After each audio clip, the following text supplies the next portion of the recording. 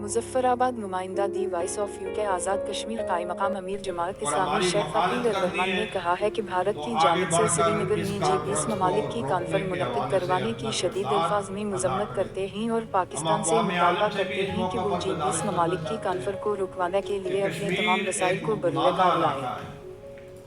और अक़वाम कश्मीर आलम एक ने इसको मुतनाज़ा तस्लीम इलाका है। किया भारत इस कॉन्फ्रेंस के सलामती जरिए कौंसिल की लोगों को दावत दे रहा करारदादें है कि वो कश्मीर इस में हवाले से सरमायाकारी करें और आलमी दुनिया मौजूद को हैं ये बावर करवा रहा है कि और कश्मीर भारत का हिस्सा बराबर और परामन भारत इलाका है। पाकिस्तान हमारा उन वकील है, इसे हम करारदादों मामले में सिर्फ बयानात का और ज़बानी वायलेटर जुमा है फर्ज के बजाय अमली और इक़दामात करने की वो ज़रूरत है। उसके खिलाफ इन ख़यालात का इक़दामात कर इज़हार रहा है। कायमकाम अमीर जमात तो इस्लामी शेख फकील रहमान ने जनरल सेक्रेटरी आज़ाद ये कश्मीर तनवीर अनवर खान, G20 अमीर जमात ममालिक इस्लामी ज़िला के मुजफ्फराबाद मोहम्मद लोगों को लतीफ़ वहाँ अब्बासी, अब्दुस्समद कॉन्फ्रेंस नहीं एडवोकेट, करनी अमीर चाहिए शहर बल्कि शेख भारत पर मंजूर ये अहमद दबाव का डालना हमरा प्रेस चाहिए कॉन्फ्रेंस करते हुए कि किया। भारत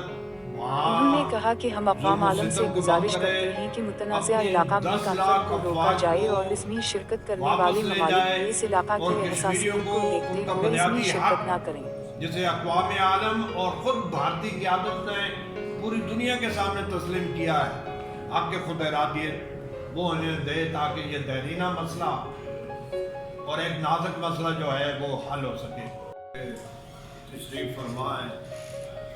और आपके ज़रिए हम बिलखुसूस तहरीक आज़ादी कश्मीर भारत का एक हिस्सा है और ये पुरानी की मुसलमान पॉलिसी के बरक्स है पाकिस्तान की जो माजी है। तो ये मैं समझता हूँ कि इस मौका पर हुकूमत पाकिस्तान और भारत का ये काम गैर आईनी और गैर अखलाकी है, तो इसके लिए हंगामी इनकलाबी जाराना इक़दामात की ज़रूरत